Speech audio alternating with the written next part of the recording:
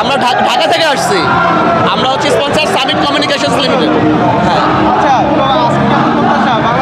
ইনশাল্লাহ আজকে বাংলাদেশ খুবই ভালো খেলবে এই প্রত্যাশায় আসছি। ইনশাল্লাহ 2-0 আমরা জিতবো। হামজা চৌধুরী তো একটা ইন্টারন্যাশনাল মানের প্লেয়ার, লিচেস্টার সিটিতে খেলে, তো প্রত্যাশা ওই রকমই আছে। তো ইনশাল্লাহ হামজা চৌধুরী এবারও একটা বাইসাইকেলের মতো একটা গোল করবে আবার। Thank you.